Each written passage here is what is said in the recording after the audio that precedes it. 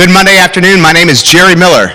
Welcome to the I Love CVille Show. We're live in Charlottesville, the Commonwealth, the country, and the world on the I Love CVille Network. We have a phenomenal program lined up for you. We'll talk pipeline and Dominion, getting Dominion energy, getting out of Virginia, squashing a pipeline, Nelson County residents, Virginians, and West Virginians jumping up for joy. We'll talk about a letter from teachers that have been signed by more than 150 teachers going to the school board today. We have school board members watching the show now and folks in the superintendent's office for city schools watching the program. We'll cover that story. We're going to talk, ladies and gentlemen, about the cancellation of the pipeline, Uber acquiring Postmates, the Washington Redskins in turmoil, UVA football players returning to grounds with video of the players returning to Thomas Jefferson's University, live across the I Love CVille Network. The beautiful thing about this show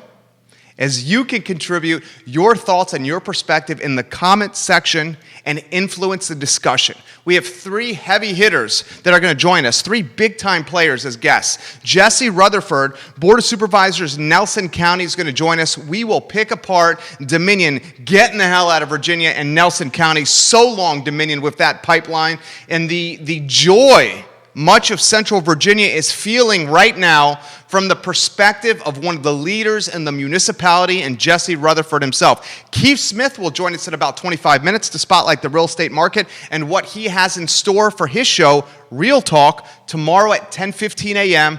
on the I Love CVille Network. And how about that fireworks show, guys, on Saturday from Wendell Woods Mountain? Bob Schotta, who's the Charlottesville fireworks coordinator, is going to join us on this program. We were really driving hard across the I Love CVille Network, the GoFundMe link yesterday. Guys, I'll cut to the chase. The I Love CVille Network reaches over 250,000 people, okay? And when we put stuff in front of 250,000 people, folks are going to respond.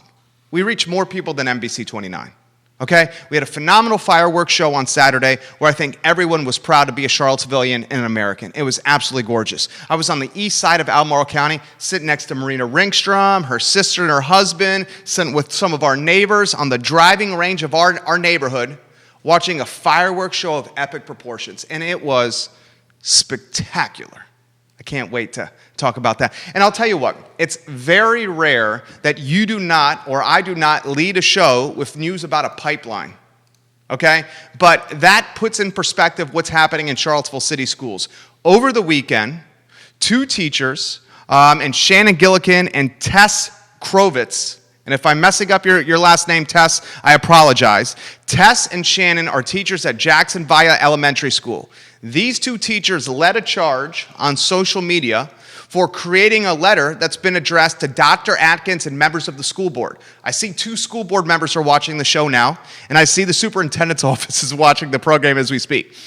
The lead of our show, Judah, if you could, Judah Wickhauer's our director. It's his birthday. Wish him a happy birthday, guys. If you could get the letter on screen. There is a school board meeting tonight.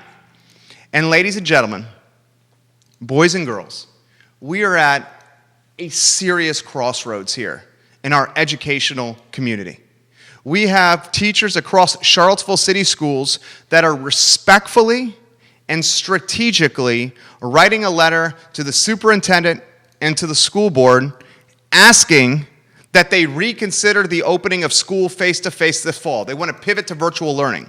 The teachers, they're being reasonable. They want to do this as much in advance as possible so the teachers can learn virtual learning and get into the nuanced aspects of virtual learning as quickly as possible. They are right, the teachers. If we wait, and if we wait before we make an official decision, it's only going to make it more difficult on the teachers themselves. They're asking for clarity, and they're asking for a little bit of runway. It goes to the school board tonight. Final decision will not be made, but it's certainly going to be something that's being considered by the board. A couple things I want to get off my chest. And Judah, come back to me on the camera if you're not on there. First, and it's paramount we realize this. Guys, teachers are not our babysitters or our daycare. They are professionals that have gone through significant educational experiences and significant educational training to be able to teach your kids, mold your kids, and take your kids and make them better men and women as they mature through their classrooms. So a lot of parents out there saying, man, we need school to be open again because we need our daycare for our kids so we can go back to work. That's not fair. It's not fair to the teachers. Okay? So they're asking for virtual learning and a decision to be made as quickly as possible. They'd like to get a better understanding of what they could do to improve their virtual learning strategy in the fall semester. I'm going to cut to the chase. I've talked to a lot of parents. I've talked to a lot of teachers. I think we can say the spring semester across Central Virginia public schools was not a fantastic experience for a lot of people. COVID-19 and this pandemic hit this community like a ton of bricks. And as a result, pivoting and innovation and making things happen really quickly, the teachers had to deal with that in the spring. The semester didn't go well. A lot of frustrated parents, a lot of frustrated kids, a lot of frustrated teachers, a lot of frustrated school board members and superintendents. They've told me, okay? They've told me. Now we have a little bit more runway to figure out what's better for the summer, what's better for the fall. The Charlottesville City teachers are following the lead of Fairfax County teachers, and they're saying, we don't think in-person education is the way to go. We would prefer virtual learning. Now it's up to the school board, it's up to the school system, and maybe even the influence of Charlottesville City councilors to figure out what's best for the community.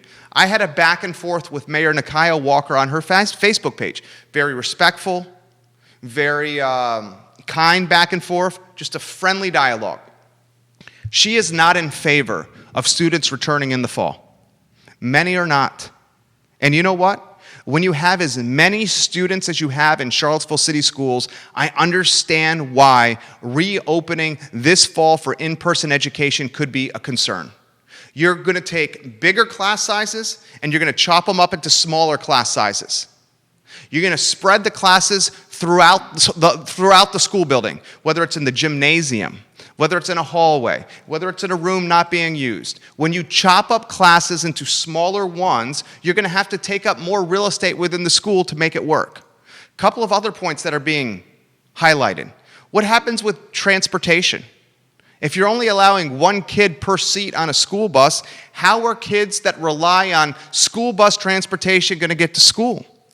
Another thing that I want you to consider, if this is in fact a virtual learning setting for the fall, how are parents, when both of them work, going to be able to have their kids learn virtually at home? Are the kids going to go to grandma and grandpa's house? And if so, won't those kids then put our most vulnerable population, the older folks, in a precarious position because of this pandemic? Absolutely. I guess what I'm saying here is, unfortunately, there is no right or wrong answer. There's no right or wrong answer here.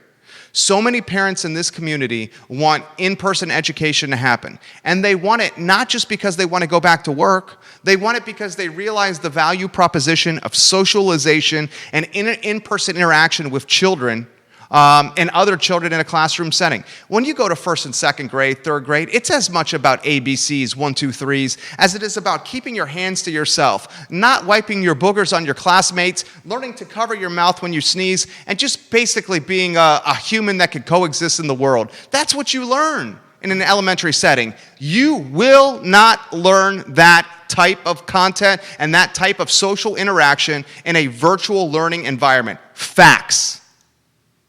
If you're at home learning on this, you're not going to learn what it's like to interact with 18 or 20 other classmates and behave and keep your hands to yourself. So a lot of parents are worried about that, as they should be. As they should be. Now, what compounds this matter and what makes this storyline even more complicated is the fact that private schools in Charlottesville and Central Virginia are 1,000% doing in-person education. In fact, I've back-channeled with the headmasters of many of the private schools in this community, a lot of them friends, some of them neighbors, and I'm going to cut to the chase without offering any school names, any private school names. I'm just going to cut to the chase.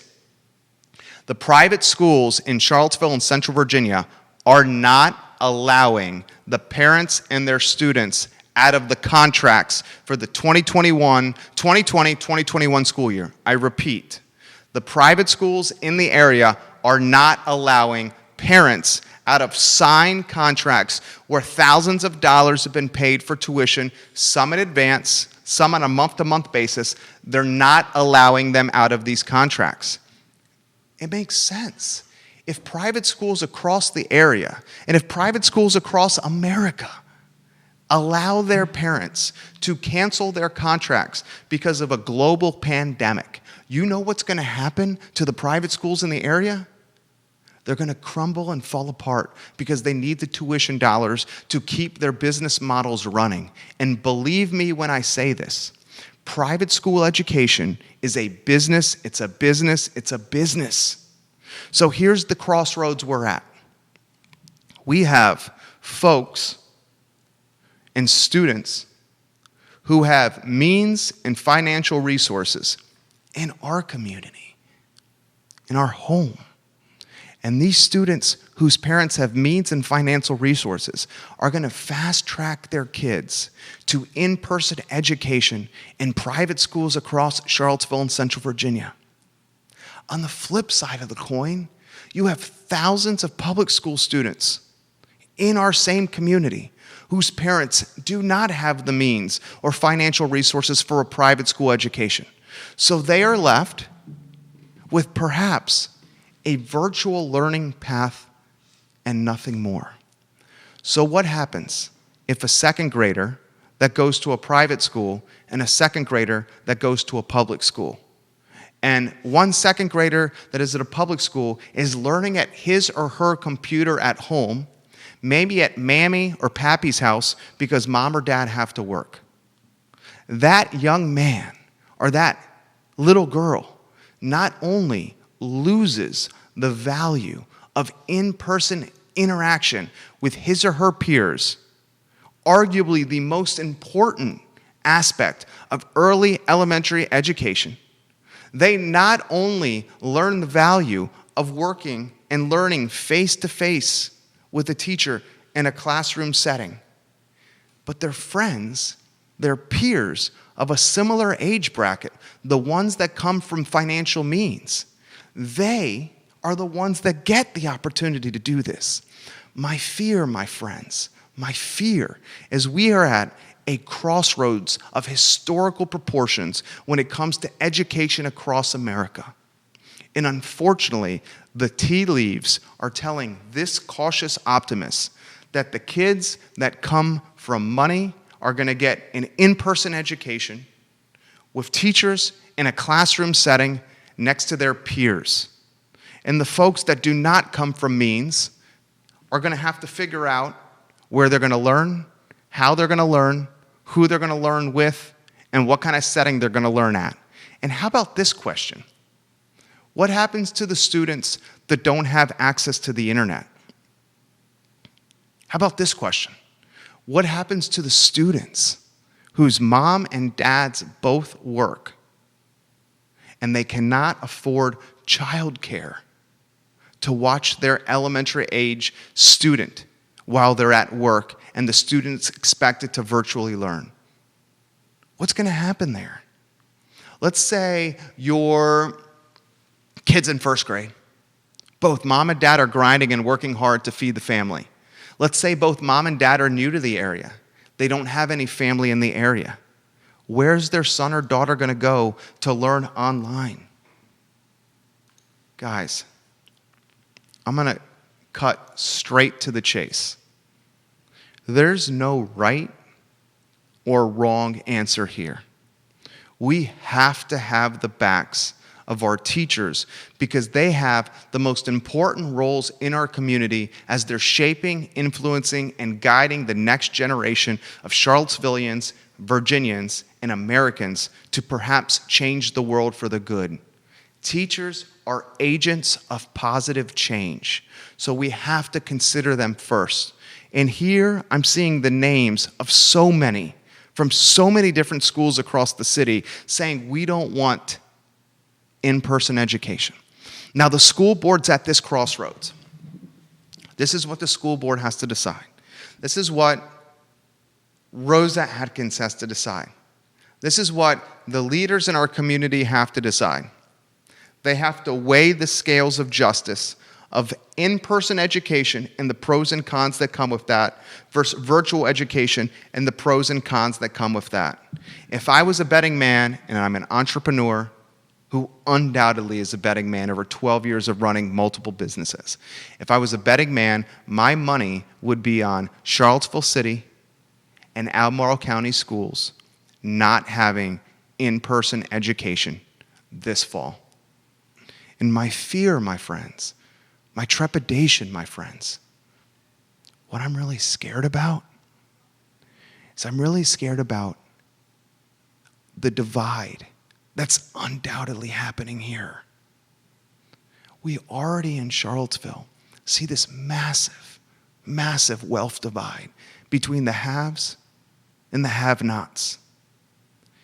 If in August and in early September, thousands of public school kids are expected to learn at home, while a much smaller percentage of private school kids have the chance of learning in a classroom with their peers, this will further the wealth and social divide in our community. And that crushes my soul. Now I'm going to speak as the parent of a little boy that I love so dearly. And I'm going to speak for both my wife and I rarely ever do that. I let her speak. But we've had this conversation in private. And you know what we decided?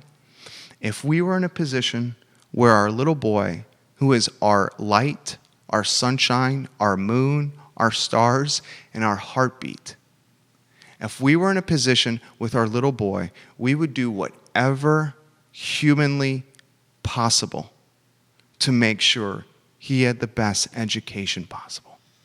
If we needed to, we would work the night shift. If we needed to, we would work double shifts. If we needed to, we would do anything. And I think a lot of parents are out there are like that. And that's why we're seeing private school enrollment uptick across the board. It's upticking across the board.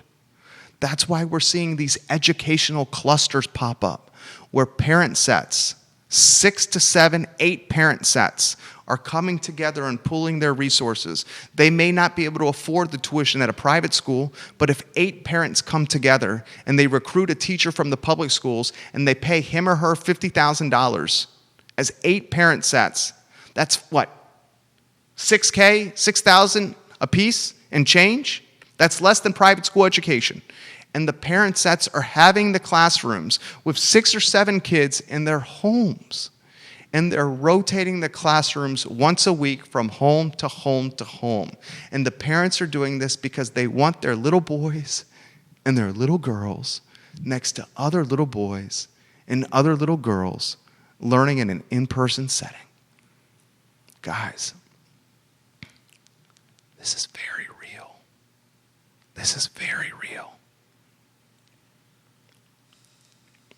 I'm worried about this.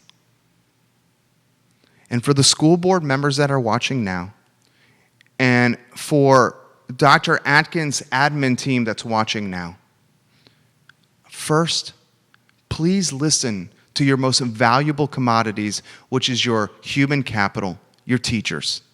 Please, please. Second, Dr. Atkins, school board, make a decision immediately.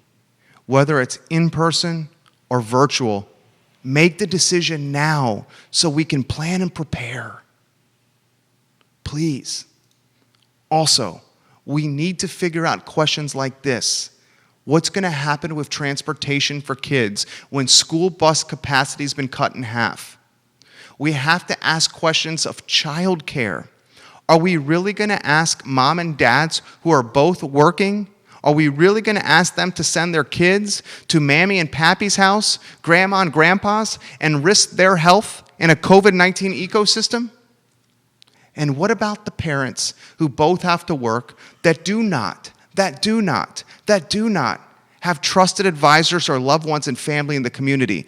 Where are their little boys and little girls going to go to learn virtually? You can't leave a second or third grader at home by him or herself.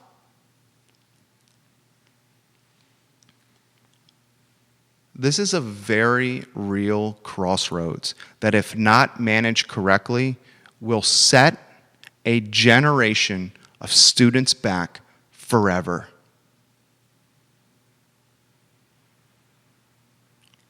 I don't envy the position of Dr. Atkins and the school board. But the reason they're on the board and the reason she's the superintendent is to make decisions like this. You have a crossroads that's happening where middle and upper class kids are getting in-person education, while folks that don't have the means are being relegated to an afterthought curriculum. That's soul crushing.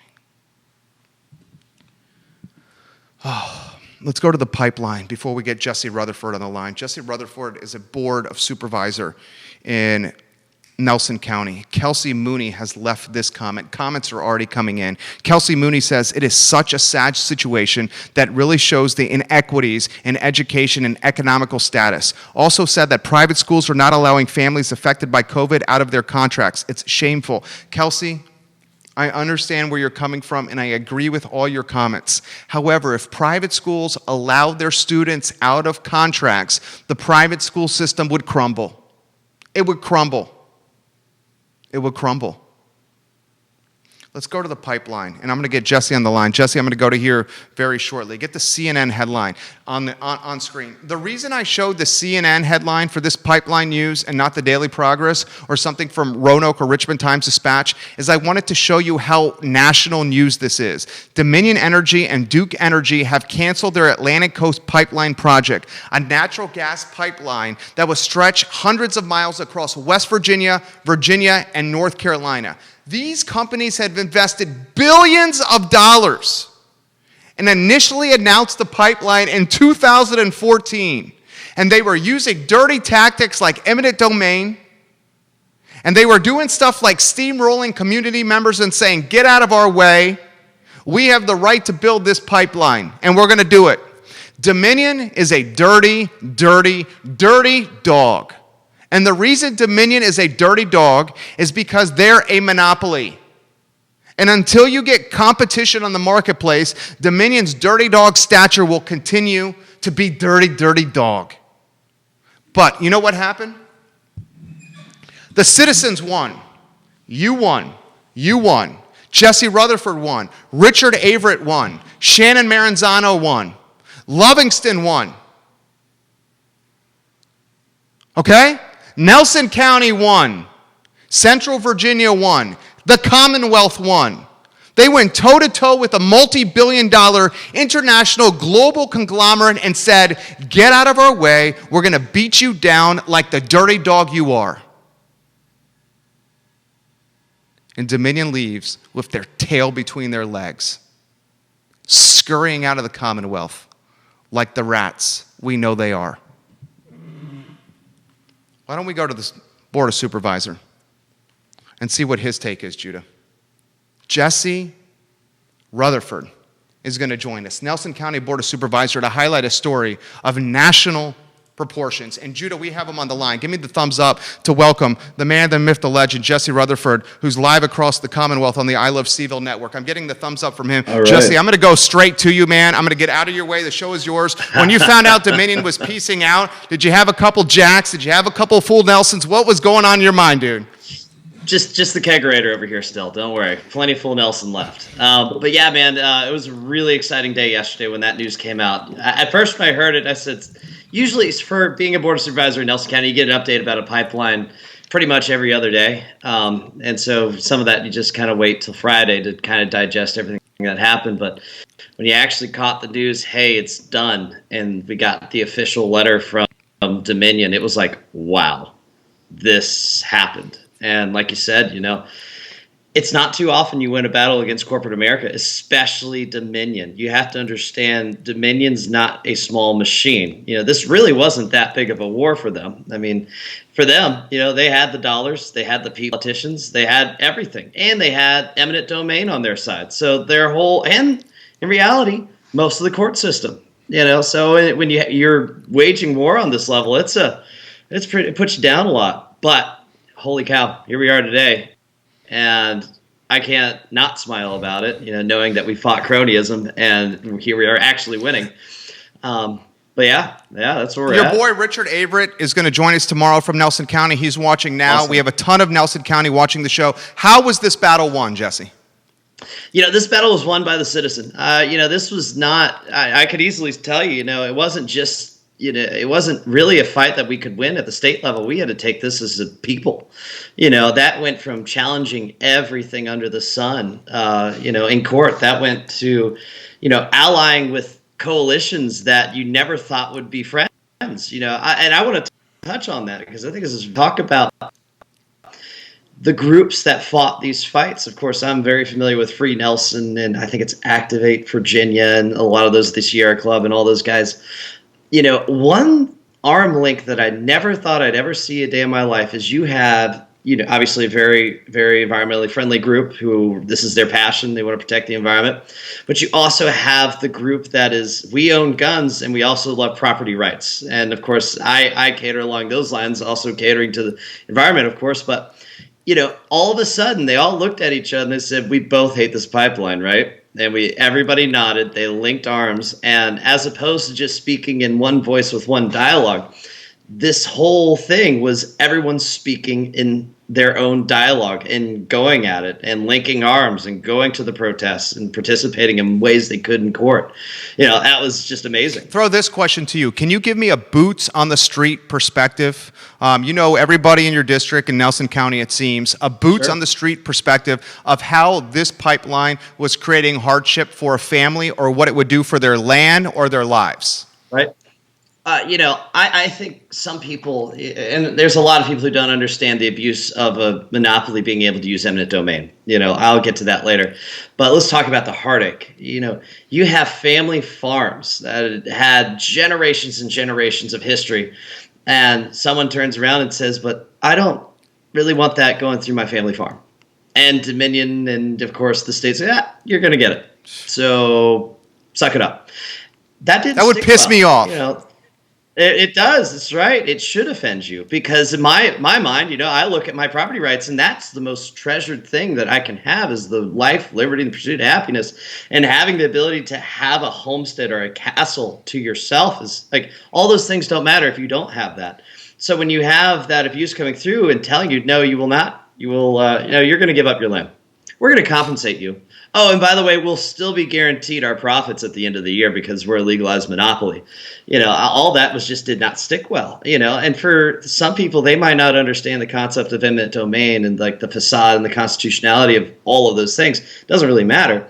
For them, they just knew they didn't want it. They're like, I don't want it, and God bless the person who just says, I just don't want that going through my property and I shouldn't have to like it, so for a lot of the people here, that was a huge thing. And of course, there's some very big groups that are out there, concerned about the environment, how this is going to impact waterways and how we can encourage people to do more renewable energy. And, hey, I'm all about that too. But, at the end of the day, for me, where the line gets drawn is a person saying, no, you will not do that on my property. Amen. I know. A man's property is his castle. And we should treat people's property like their castle. And when you have, corrupt situations like Dominion, where they're literally the largest donor to all of the state legislature, and I think it was they were like the single largest donor to Governor Northam's inauguration. Like you're just sitting there like, and you're telling me you're not paid for. Cool story, bro. Cool story. So, getting along and understanding that level of just corruption is just surreal. I mean, I could apply that in so many other things right now, but yeah, that's where people are feeling. And he's so right. Dominion is buying politicians. Dominion is buying politicians, and then when this goes to courts, of course these folks are going to be ambassadors for Dominions and their efforts. Yeah. Let me throw this to you here. Right. We have, okay, just take it from Nelson County standpoint. We have Nelson County going toe-to-toe with a multi-billion-dollar global conglomerate here. That is not even David and Goliath. That's like David and the fetus against Goliath on steroids.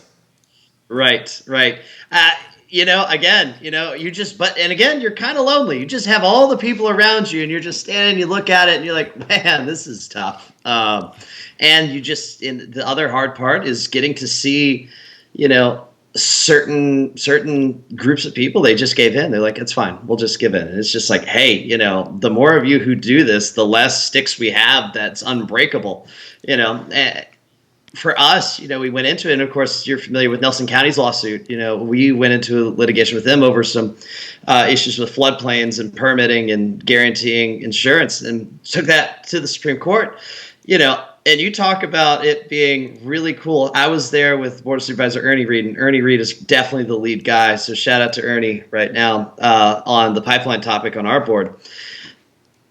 It was so great that you saw. It was us, and the whole room was packed with Nelson County folks. And talk about heartwarming, because it's lonely stuff, man. Going into some of those fights, it's like, man, do I have friends? Like, is there anybody? And Nelson County showed up, and it was so great to see that and to be part of that. Now, obviously, that we didn't get a ruling that was necessarily in our favor, but hey, this ruling yesterday is perfectly in our favor. What am I missing here? What are we not covering? You know this topic inside and out. Educate the audience. Right.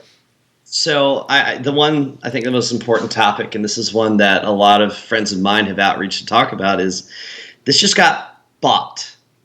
It got bought by Berkshire Hathaway. Warren Buffett. And of course, in my industry, I work against Berkshire Hathaway all the time. So I'm already familiar with that level of corporate America. Guys, I think this is a great time to celebrate a battle, but we just got one of the richest billionaires in the world who just bought this pipeline. Now, that just we're talking about David and Goliath. Goliath just became Godzilla. And when Godzilla speaks, or Godzilla waves his arm and the flames come, there's not many that can survive a lot of that. So I am very cautious to celebrate, but too heavy, because of knowing the nature of the next beast that's purchasing it. I don't know their intentions. I don't know if they're planning on just buying that subsidiary so that they can participate in the natural gas market. However, things we do have to ask ourselves is Dominion did buy a lot of easements. Dominion did buy a lot of property. Dominion owns a lot of those things, or I guess ACP is the better word for me to use. And since that's Atlantic sold, Coast Pipeline. Atlantic Coast Pipeline. And since that's sold, stuff like that runs with the land. It's not like the business sold it and then all of a sudden the landowner gets it back, unless you had cut some kind of deal with them. Like, a lot of those transactions are permanent, and someone's going to own that easement. Somebody's going to own that land. And I have this feeling, obviously, as of right now, my likely source is telling me that Warren Buffett owns that land, and he owns those easements. So who knows what his plan is? So what is, for folks, a lot of folks watching here in Nelson County here, so you're saying let's breathe a sigh of relief, let's have a couple of full Nelsons at the Barrel House, but this is not Absolutely. over. I'm hopeful that it is, but again, where the gray area is understanding where those easements are. I don't think, unless we all get a letter saying, do you want to buy your easements back, or whatever that might be, I think we just need to be ready, and they got a bigger and stronger machine. Warren Buffett is a machine. We know his corporate machine. It's bigger than most, and big enough to where even Dominion's like, they just stroked that check, no questions asked, and they didn't really care, and it didn't affect their stock. So, I think we need to be careful of that. We need to be cautious of that. And I really hope some of these groups keep really tight eyes on those movements. Now, the fact that it's even changing hands, I'm sure that would be like starting all the way over again. However, this might not be a fight this month. It might not be a fight in a year. It might not be a fight in the next 3 to 4 years. But, over the next 5 to 10, let's just say oil does its thing again, fracking becomes a thing again, and then this comes back. A lot of corporations like that don't mind sitting on a piece of property and easements like that for a decade or two. They don't care. They can survive. Great. So, Nelson County is lucky to have Jesse Rutherford in office. I'm going to straight up say this here. All right, let's do this. Your buddy Keith Smith's coming up next. Bob Schotta from the Charlottesville Fireworks coordinators coming up right after Keith Smith. Before we let you go, you have a lot of folks watching. Sure. How about a message to Nelson County, a message to Virginia, and all the folks that would have been impacted by the Atlantic Coast pipeline? Right. So everyone, our work is still far from done. We have the biggest elephant in the room, which the conversation is eminent corporations like ACP having the access to eminent domain and be guaranteed a profit. We have our that's a federal concept. We got to go to them. We've got to make movements on that. It's got to end. I mean, otherwise, if we just won a battle, we didn't win a war. The war is getting rid of that. And until we do that, I cannot foresee us, just being apathetic. We can't, because until we get those fights done, we're going to be in the same place. And I think one other thing that I want to say to Nelson County is thank you all for your hard work. I know there's been a lot of people who spent dozens or hundreds and hundreds of hours on the topic of the pipeline, and just coming from a spectrum of opinions and dialogue, and their ability to help orchestrate all these different groups that would not necessarily be allies, but be allies in this topic, and then fight that cronyism, and calling out state delegates and state senators for what it is. It's like, yeah, you took the donation, and you voted in their favor. So it's easy for me to say that you did get paid for it. We have got to start doing that. We have to start calling out, and we need to start calling out Virginia on corporate donations. I mean, I'm going to be honest. We're one of the few states that still allows, associations, corporations to make donations like that. We need individuals. Individuals need to run this state, not corporations. And after that, guys, I love you all. I'm excited. And hopefully this sends a message to the rest of the Commonwealth that, Nelson County has always meant business. And we stood up and we got a group of people and we got it done. Dude, cut that into a sizzle reel, please, that segment, so we can play for Richard Averett tomorrow, what Jesse said. It's been a good little run for Nelson County. You guys have a war chest of money through this pandemic. You've run a physically conservative government. Fought corporate America. Yeah, you just went toe-to-toe with Dominion. Yeah. I mean, Jesse. It's a war. I'm so impressed with Nelson County. Hey, buddy. Like I said, the East District's got plenty of houses for sale. Come on, move down. Nice say. All right. You killed it today. I'll hit you up again. Sounds good. Thank you, Jesse. Play that. Let's get that sizzle reel for tomorrow. Richard Averett is going to join us. Richard Averett is an entrepreneur, an ambassador of Nelson County, one of the key guys. I'm going to say this, a guy that was been instrumental in this. He's going to join us tomorrow on this show. Judah, I want to go to Keith Smith. Keith, if you're watching, I want to get some of your take on this, and then let's highlight your show. Judah, I'm reaching out to Keith Smith now on Skype. Give the show a like and a share on any of the Facebook pages you're watching. I have Keith on the line, the distinguished gentleman who's looking rather distinguished and obviously super bright like he always does. We just had your boy Keith on, Jesse Rutherford. Dominion is peacing out of Virginia. What did you make of that story, Keith? You need to stop doing this to me. I can't follow guys like this anymore. Yes, you can, baby. You do me a favor. Bring me on first, right? Now I've gotta do something after listening to Jesse. Just a little shout out to Jesse on it. While you guys were talking, I did some quick crunching on numbers. Market is kind of drives everything what you and I talk about, real estate market. Friday through Sunday, 5 homes went active, 6 went pending. So what that's telling me is the market is kind of getting, hey, Nelson County's doing this right now. They've been on the market a little bit long, 100 days, which is a little bit on the long side. But when you and I did this on Friday, when Yona was with it, and we looked at it, that was more than 100 days on market. So, these guys are doing it right out there, and you got to stop. You got to get me on first, man. Can I throw this to you, Keith? I've learned so much from you. Can you walk me through eminent domain? Walk the viewers through eminent domain. Wow, that is if there was ever a loaded question, that's a loaded question. So the long and short of it is Dominion Power, let's say the Water and Sewer Authority wants to run a line somewhere that is classified as an betterment for the community as whole, right? Then they can access this eminent domain. And what they do is they go through, it's a legal process, they go through this, and then they have to pay you a certain amount of money. It is an extremely difficult thing to do, right, if you wish to exercise that. But in essence, as what you guys were talking about, it gives certain authorities, in this case Dominion Power, which was a monopoly, which was controlled by the SCC, on it, they have buried into it, they have the authority to do this.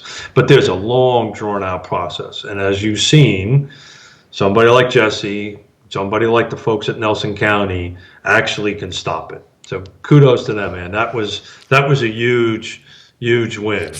Follow-up question for you. Keith Smith, guys of the Yes Team Realtors. If you need a real estate team to buy or sell your home, this is the guy. Keith and Yona Smith are the team, the Yes Team Realtors. I've spent almost 2 years with this guy. He is legit. Throw this question to you here. How do you... Before those 2 years, I had no gray hair. Just saying. Throw this question to you. How do you think this impacts real estate in Nelson County?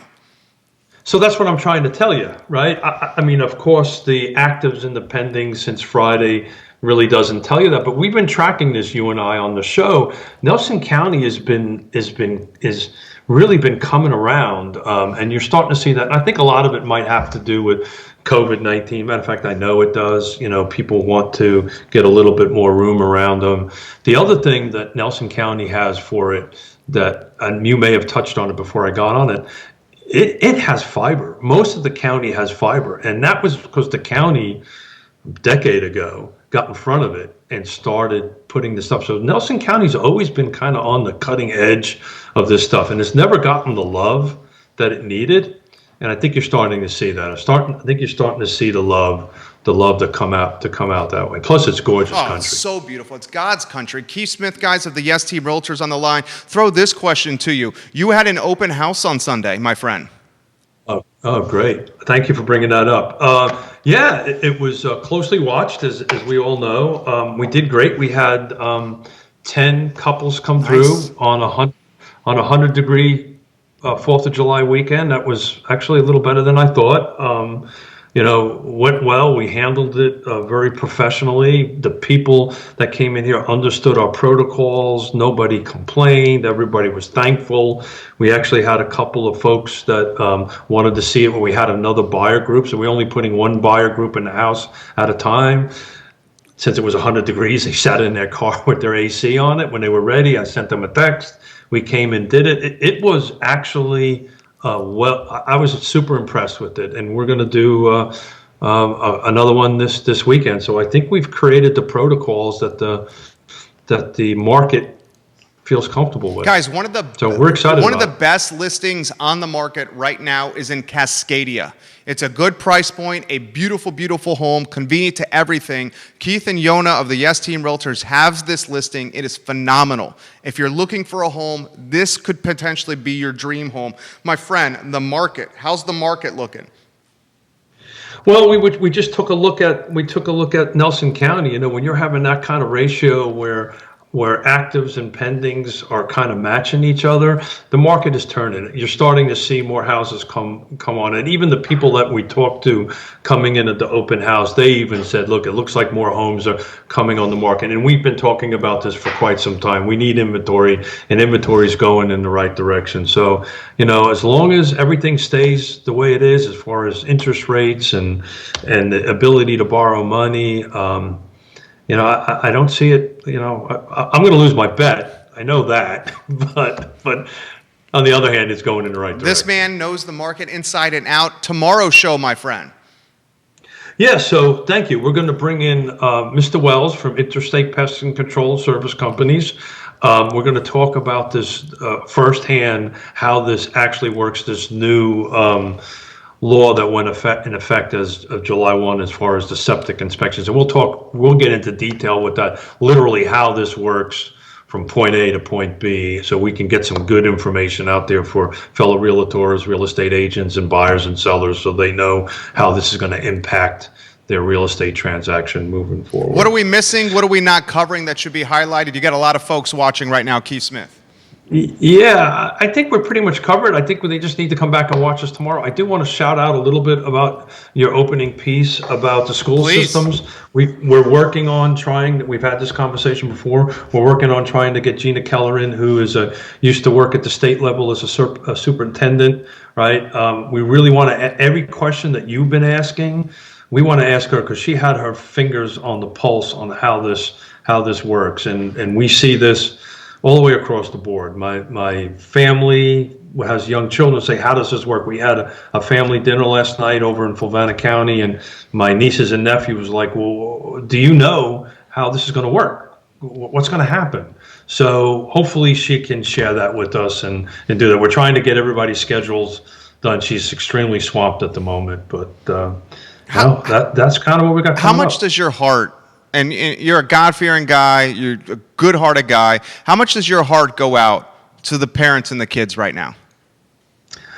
You know, it goes out because Yona and I were talking about this. I don't know what we would have done.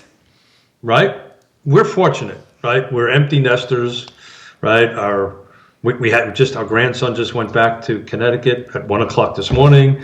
And, you know, how would we do this? How would we go ahead and function to do what we do for a living, right? I'm upstairs, Yona's downstairs. We have 2 Zoom offices in the house. And how would we do that? Plus, teach children. I mean, that's just, and we're blessed. My mother and father live less than 3 miles away, right? So we're just super blessed. But I don't really know how one would do that. And that's why I want to bring Gina on and say, okay, this is real world, right? These are real struggles, real problems. What can we do to help these folks? So I don't have the answers, man. I wish I did, but I sure as heck don't. That's why it's such a, it's like, you know, what I love about you is you're a golden rule guy. You just want what's best for the community here. And what's sure. What make me nervous here is there's no right answer here, Keith. And that's, you know, let's face it, that's usually the hard ones, right? Right? You know, the ones that are easy, anybody could do, right? Black and white. This is not an easy answer. And all I know is if I don't know something, I bring somebody who's a lot smarter than me, which is most people. Stop. Most smarter than me. I just, that's why I've learned that when I was in the Marine Corps, learned that in business and life over the years. If you don't know something, get somebody who does. And, you know, the other thing that I always know, that if you think you're the smartest person in the room, find another Amen, room. brother. Amen. Hey, dude, tomorrow, 10:15, Real Talk powered by the Yes Team Realtors, Keith and Yona Smith, Mr. Greg Wells from Interstate Pest and Service Companies. Anything else you would like to offer, Keith? I do. Do we have the Judah Cam on? We can go to the Judah Cam. Let's go to the Judah Cam. I want to wish Judah happy birthday. Okay, so the Judah Cam, give me the thumbs up when Judah's on the Judah Cam. You are now on with the Judah Cam, Keith. Happy birthday, Judah. Thank you for all you do, man. Thank you. You look kind of funny. You look a little older than 25 is what you told me, but okay, yeah. I'll take it. Happy birthday, man. Wanted to say that in front of the whole world. Appreciate what the heck you do for us. Yeah, man. Judah's big time. Keith, we will see you tomorrow. Thank you, baby. See you later, buddy. Keith Smith, guys, the Yes Team Realtors, the Yes Team Realtors, the Yes Team Realtors. I have seen it. Trusted advisors in the game literally have seen it. Judah, I'm going to get Bob Schotta on the line, the Charlottesville fireworks coordinator. Did you see the fireworks show from Wendell Woods Mountain on Saturday? I mean, how special was Saturday in Charlottesville and Central Virginia?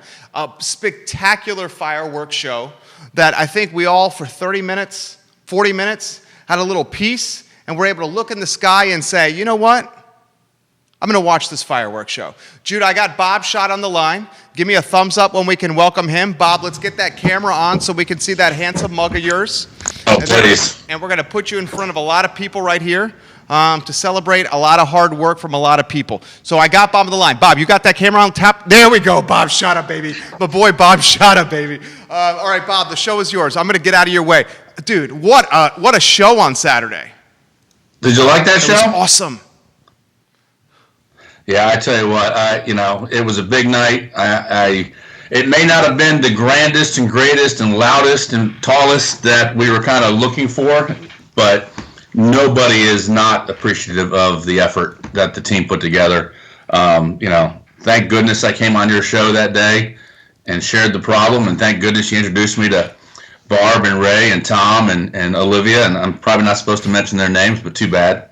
Yeah, it was a great effort. I mean, look what we did in 2 weeks.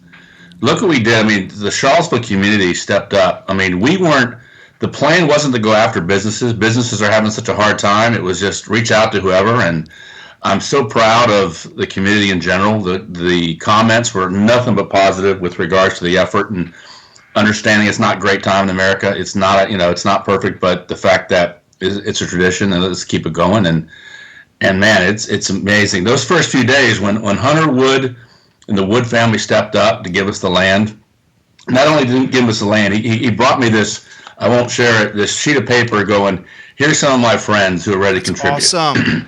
and that made it possible to get the whole, because, the Zambelli family, the fireworks folks, their deposit was due like 60 days earlier for to reserve and everything else. And they said, just get it to us when you can.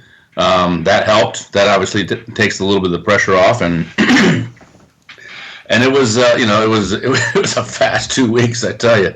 But it came together. I mean, the people like, I'm not going to say the names, but people like a D who gives $5, and I guarantee you that $5 was higher percentage of her net income than somebody gave $1,000. We got a little audio difficulties with you, Bob. Are you seeing the same thing? Yeah, he's frozen. It's frozen. Let me see if I can get you back, Bob. I'm going to try calling Bob Schotta back here. I want to hear what he's going to say. Bob, I'm going to give you a call right back. You know, one of my favorite things of the GoFundMe is the fireworks show was on Saturday. And throughout the entire day on Sunday, people were still donating to the GoFundMe, even after the fireworks show. Judah, I'm reaching back up to Bob. I got him back on the line. Bob, we got you back here. Let's try this again. I'm going to throw this back to you. One of the spectacular things about this fundraiser is the show was on Saturday, and still on Sunday, money was coming in from the community after the show, Bob. Yeah, I mean, they were very appreciative of the fact that we tried, and the show was great, and people just appreciate the fact that we tried to do it, and that they know that we hit our goals, we exceeded our goals, and there's going to be a lot of money going to the food bank, and because 100% of all the proceeds after the fireworks and security and some of the other things are paid for, all that money is going to go to the food bank, and I can't quote you now what we're going to give them. We still got some cleaning up to do, but I think they're going to be very happy. I think, we're extremely happy. The whole team is, people call us a committee, but it was really a team effort. Everybody had their skills and talents, and I can't thank them enough for stepping up and helping out. And for, like I said before, the Wood family for stepping up and giving us the land. And that was such a unique place to light it off from. I got calls from Crozet, from Pantops, all over the place of people who could see the show. And that's what the purpose was, for as many people to see it as possible. So while we missed the 4,000 or 5,000 people that show up at McIntyre Park to watch close up, boy, this was a little bit easier. I got to tell you. Amen. And you know what? Our previous guest, Keith Smith, he and his family and friends were watching at Lake Monticello in Fluvanna. Really? Yeah. Wow. That's great. That's awesome, right? Yeah, that's great. How do you feel? How about this, Bob? This guy's a humble man, a lot of hard work here. He was undoubtedly, along with other folks, driving momentum behind this. Bob Schotta is great people. You, start to finish here, Bob. What was going through your mind? Relief. Just so happy to pull it off. Like I said, when the 5 of us got on our first Zoom call 2.5 weeks ago, it was like, what's the budget? What are you trying to do? And I was just like, yeah, I think this just needs to be this can't be just a normal show. This can't be just your everyday, every year type of thing. It had to be different. It had to be unique. And everybody agreed, and we set the goals and we set them high. And, but yeah, this is a great town. This is just a great town full of a lot of great people. And there's a lot of people suffering. But this was a moment. This was 30 minutes to say, you know what? Celebrate, enjoy, pray. Let's make things better. Listen better, do better. And we'll just see what comes from it. But the food bank is going to be very happy. We're very excited. Ready to get started on next year. That's awesome. Highlight the Blue Ridge Area Food Bank for us. Oh, I mean, they are so busy. I mean, there's so many families who are doing without, so many people out of work that need, like you talked about in your show earlier, need health care. They need food. They don't know what to do with their kids when they go to work. And so the food bank will deliver food to anybody who needs it. And hopefully we can fill their coffers a little bit better, get some more volunteers in there to help them deliver. And just very excited, happy to have them on board and very excited to, at some point in the next few days, deliver them a nice big check. I love it. So, Bob, final question for you. The last firework goes off. You're coming down Wendell's Mountain. You're going back to Casa de Bob Schotta. What'd you do? Did you have a beverage? Did you sit back on the recliner and be like, "We did it, baby"? I did it started when the first rocket went off, because we're sitting there, we're looking, is it dark enough yet? There was all kinds of activity going on around town. There was a lot of, let's just say, private shows going on, and I'm sitting there thinking about delaying it, but we just finally said, let's go with it. It went off, and then it relaxed. I didn't sleep well Saturday night, but boy, did I sleep well last night. Bob, I'll straight up say this. Charlottesville's lucky to have you. Charlottesville's lucky to have Barbara Lundgren, Ray Cadell, Olivia Branch, and Tom Powell, driving forces behind this movement. Thank you, Bob. Thank you so much. Jerry, I mean it. You made my little boy on Saturday was looking he's 2 years old. On Saturday is at my feet looking in the sky and says, "Daddy, look." And at that moment I was just like, I forgot about everything else, dude. And when you're a father, and when you see your little boy for the first time in his life, he's 2, first time in his life, point and says, "Daddy, look," it was the best feeling, Bob. Congratulations. That's great. Thank you, my friend. Thank you. You have a good day. You have a good day. It was so special. Seeing it through the eyes of someone who's never seen something before is one of the joys of parenthood. Like, it's seeing life through the eyes of a person that came out of your wife.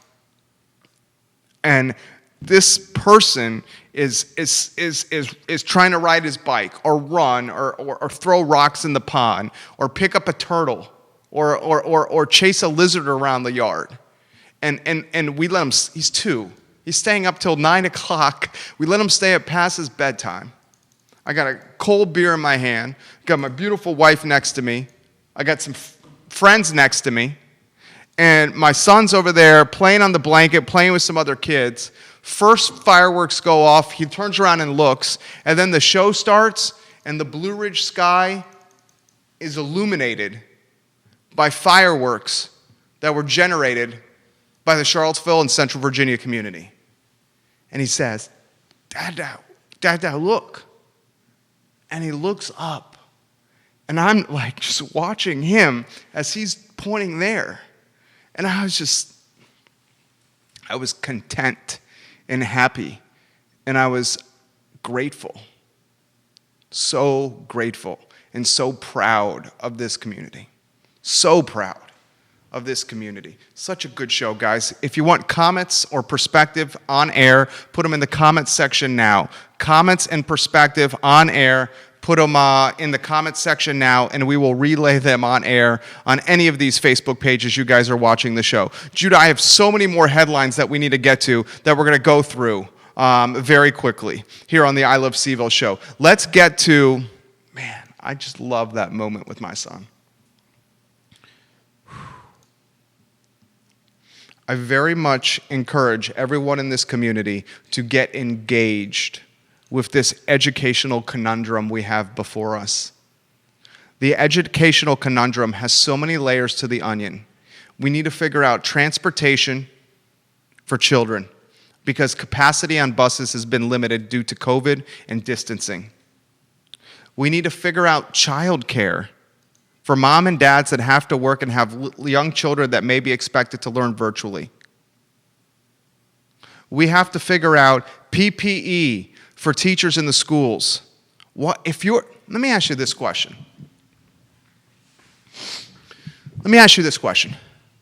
Let's say your boss, let's say your employer your employer goes to you, and let's say you work in whatever field, any field out there, and your employer says this, Jerry, I want you to come back to work. Jerry, I want you to sign this legal document that dissolves me, the employer, from any liability I have of you getting COVID-19 in my work setting. And Jerry, you don't have a choice but to sign this letter and to go to work in this unsafe environment, or you may risk losing your job. If your boss said that to you, what would you tell him? You would tell him to hit the road, Jack, and don't you come back no more, no more, no more. And that's what's expected of teachers.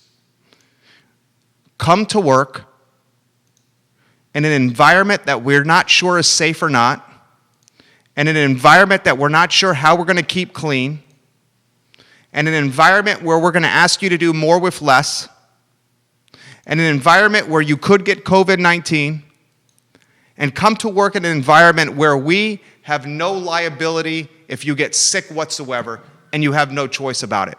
That is what is being asked of teachers. Do you guys see this? If anyone in finance, if anyone in engineering, if anyone anywhere, in any field, said, come back to work, sign this waiver, absolve me of all liability of you getting sick in the work setting, and you have no choice to do this, you would tell them to, and it's a family show, I was about to use a profanity, but I promised a close friend of this program that I would not do that. That is what's being asked of the teachers. We cannot look at educators as childcare. And until we find a safe, strategic, and well-planned out environment for these men and women that are already underpaid, that are already undervalued, that are already overworked, that are already forgotten, until we find safe infrastructure, the necessary PPE, the necessary testing and tracing, how can we really fairly, as God-fearing people, as people that do the right thing, how can we ask them to go back? Jerry, you work at my law firm. Jerry, you have to go sit in your cubicle at my law firm. Jerry, you have to sign this legal document that absolves me of all legal liability if you get sick at my law firm. And Jerry, if you don't sign this legal document, and if you don't come to work, and if you don't start grinding in person, you're going to lose your job. What? What?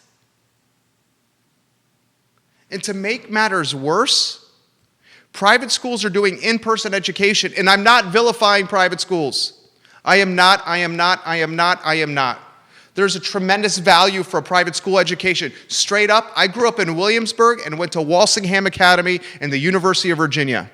I'm a product of Walsingham Academy in Williamsburg, Virginia, and then matriculated to UVA. And I'm going to straight up tell you I learned more at Walsingham Academy than I did at the University of Virginia. Partly because when I got to UVA, all I did was chase women and keg parties. And I'll be honest. Gambled a lot, shot a lot of pool, played a lot of poker, ran a book at my fraternity house. I was entrepreneurial, just not a very diligent student. Okay? I learned more at Walsingham than I did at UVA. So I'm not vilifying or devaluing the Valprop of private schools.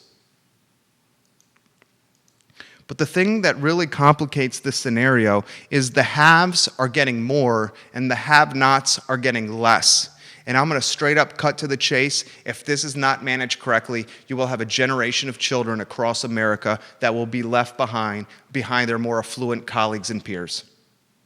And that sucks. Let's get to some more headlines, please. How about the headline from CBS News, please? And I'm going to spend 30 seconds on this. Uber has acquired Postmates for $2.7 billion. Uber, we know from the transportation business, you get in a stranger's car by booking a route on your phone, and you can go to wherever you want. It's a phenomenal idea. Uber's trying to vertically integrate their model by offering more services on their transportation routes. Now they're getting into the food delivery business. They just purchased Postmates for $2.7 billion. And you say, Jerry, what does this have to do with Charlottesville, Virginia? Jerry, what does this have to do with Central Virginia? Jerry, what does this have to do with the Commonwealth? I'll tell you what it has to do with Charlottesville. When you have less options on a marketplace, you become a monolistic. You become a monopoly type of scenario. Look at Dominion. Dominion needs more competition. You know what America needs? Who's tired of the two-party system? Who's frustrated that we have Joe Biden and Donald Trump as our options for presidency? Old white dudes.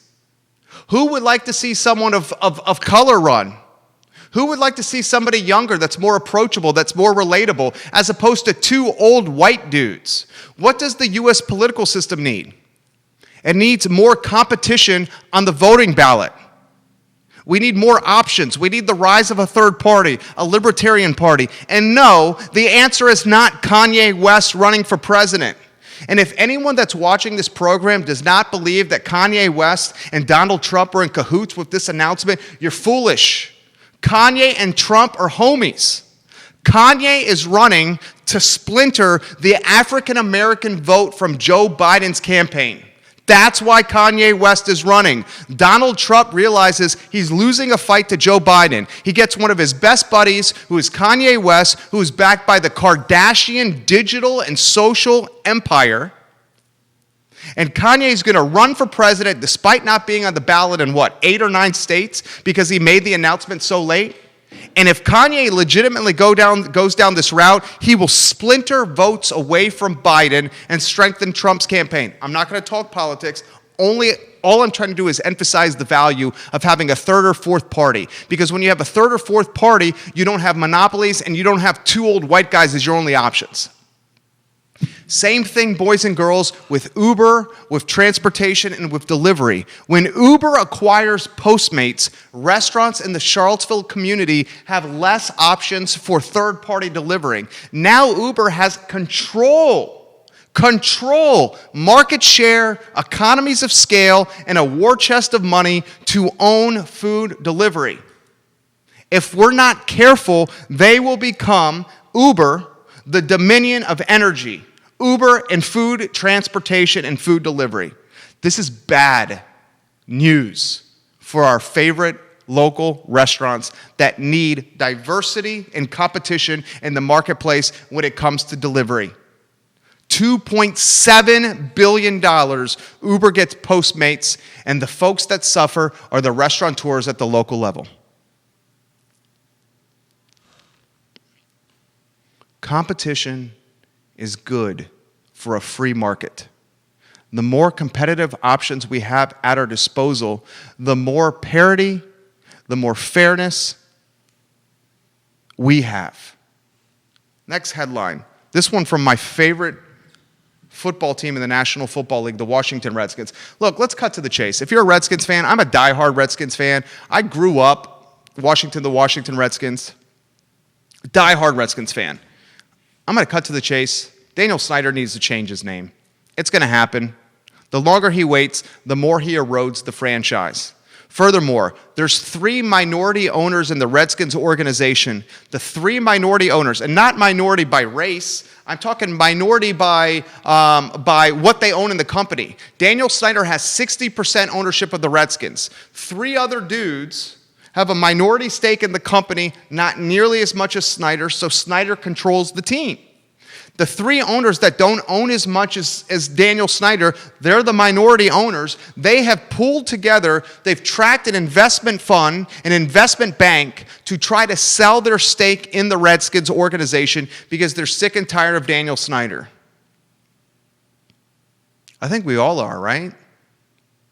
Since Daniel has purchased the team, what has the Redskins done?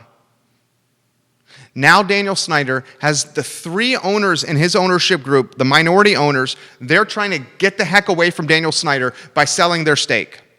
Now Daniel Snyder has FedEx, Nike, and other sponsors saying, we don't want to do with your team unless you change the name. This team is in turmoil right now, and it's because of ownership. And I link it back to Charlottesville. I think our community is experiencing turmoil as well because of a lack of leadership.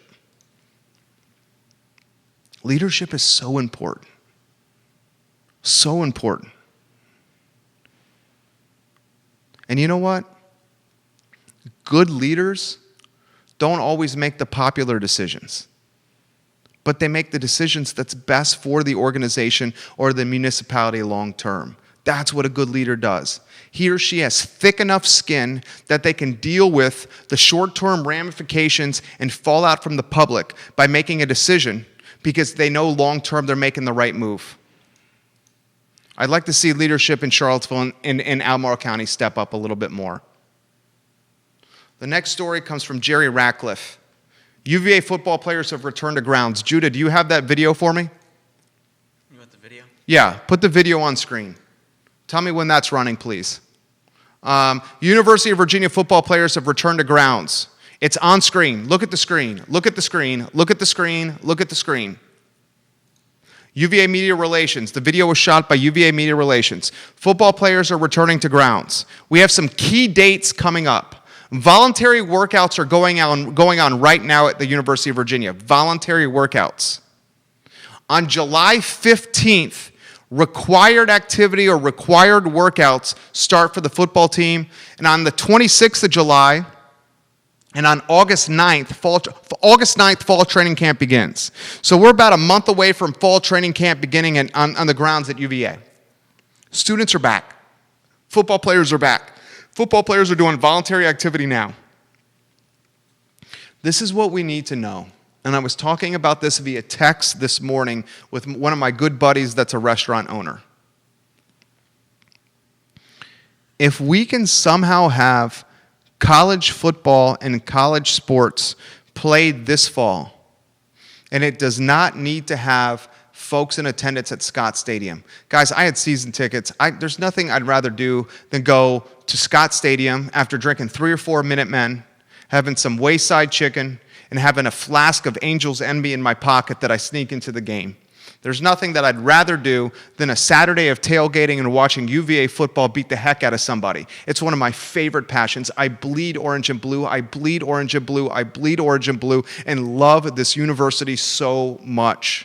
It is literally my favorite thing to do. And you add loved ones and friends and a boy that's seeing Caveman run out of the tunnel on a horse and fireworks and songs and the good old song and touchdowns for the first time. And I'm literally watching my favorite team with my favorite people and a little boy seeing it for the first time with a beer, a piece of fried chicken, and some bourbon. God. But I'm going to straight up say it. Let's go ahead and make an announcement. And maybe the best play is not to have fans at Scott Stadium so we can make the announcement a lot faster. And if we don't have the fans at Scott Stadium, which I think may be the direction we're heading, but we do have football this fall, it's going to boost the local economy. If we can't go to Scott Stadium, we'll most likely, and safe in a social distance fashion and outside patio settings, go to establishments, restaurants, and bars, sit on their patios, and watch the game. And guys, if there's ever an industry that needs a boost, it's restaurants. So if we don't have the season with in-person attendance, that's going to be a bummer. But having the season and having the games on television will boost Charlottesville's morale and will boost Charlottesville's economy. And I can say that same thing for Blacksburg, for Tuscaloosa, for Chapel Hill, for Chestnut Hill, for Clemson, for Tallahassee, for Athens, for Atlanta, for Southern California, for Austin. All the municipalities need the boost. So maybe you don't do it with fans, and maybe you just do it with TV and see what happens. Good show today. Richard Averett tomorrow to talk more Nelson County and Pipeline.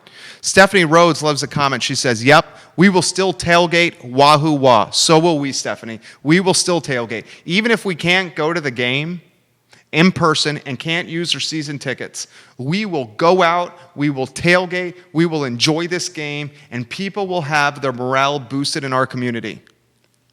Barbara Lundgren says, open up the hotels for the rest of tourism. She's so right. Let's make an announcement. Barb just made this comment. She's the star of the Virginia Wedding and Event Showcase Thursdays at 10:15 a.m. on the I Love CVille Network. She's fabulous, the fairy godmother. Let's just make an announcement, say, okay, we're not going to do in-person at Scott Stadium. That's going to open up the hotels. So the tourism, the wedding, and the event business can then leverage the additional hotel space to maybe try to recover.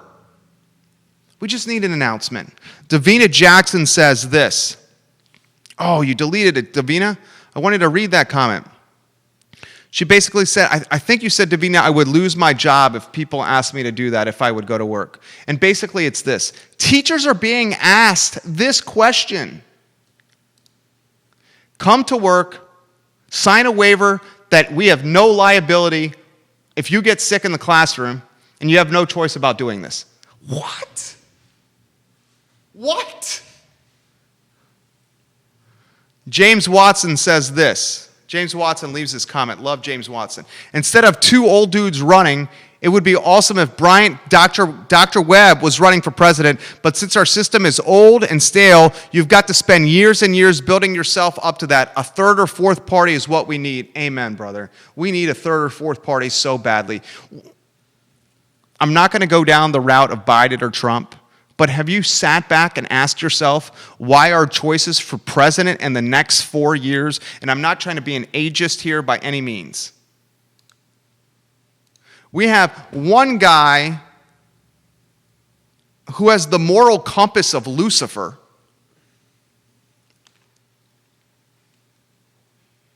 And we have another guy who straight up, I'm concerned about mental stability. And those are our choices. And if you don't like those two, write in Kanye West. What? Is Yeezy the best choice? Good night. Gary Grant has a comment on the stream. Gary Grant says, will Dominion have to pay to repair the damage already done along the path and properties that would have been the pipeline? Gary Grant, that is a great question. I'm going to ask Richard Averett that question. Richard Averett, if you're watching, that's a question I want to ask you. Will Dominion have to pay to repair the damage already done along the path and the properties that would have been the pipeline? That is a great question. I don't know that answer. I do not know that answer. More comments coming in. This is from Jennifer Carini. Jerry, I love your show. I watch it every single day or whenever I can and do it in place of the news. Please ask your guests what they think Nelson County will look like if the pipeline is officially done. That's a good question. I think if we can, and Jesse said, Rutherford said, it's not, we won the battle, we haven't won the war. But if we have a little bit of clarity with the pipeline in Nelson County, the property values in Nelson County are going to go up and up and up and up because that is God's country. The housing is affordable and it's very close to town. More comments coming in. This one's coming in from Lee Stevenson. Jerry, I enjoyed your interview with Bob Schotta. Please tell everyone in the team that my family and I watched the fireworks from 5th Street Station with a lot of other people. I had my cooler of cold beers, my kids, and we thoroughly enjoyed it. Thank you for bringing this to everybody's attention. It's absolutely our pleasure. Michelle McCartney's watching the program. Thank you for joining us. Eva Solano, thank you for joining us on the show. Happy birthday, Judah Wickower. You're getting that in the stream. Judah, why don't we get am I going to sing you happy birthday on air? Can we go to the Judah cam? What do you want for your birthday? You know, you have some leverage here. And please don't say, I want to leave work early. Is that what you're going to say to me, Judah? What do you want for your birthday, Judah?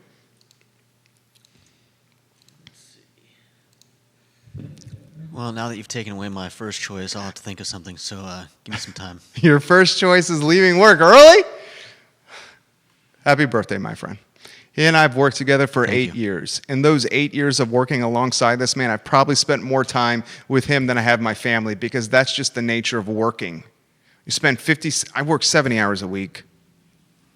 How many you clock do you think? What do you say, 45? 46? At least. At least. He's a good man. Happy birthday, my friend. This is the I Love CVille Show. It airs on the I Love CVille Network Monday through Friday from 12:30. Wow, it's 1:52. The first time I have looked at the clock and it's 1:52. Judah, we went 22 minutes over what we were supposed to do. I hadn't even looked at the clock. Oh, I know. Thank you. Thank you. People are saying let him leave early. Kelly. Oh, my brother's watching. My brother's watching from Los Angeles. Love you, bro. The passion in the outfit. Thank you. Thank you. This is thanks to some fantastic sponsors of the I Love CVille Show. We'll see you guys tomorrow at 12:30 on the I Love CVille Network. Thank you for joining us.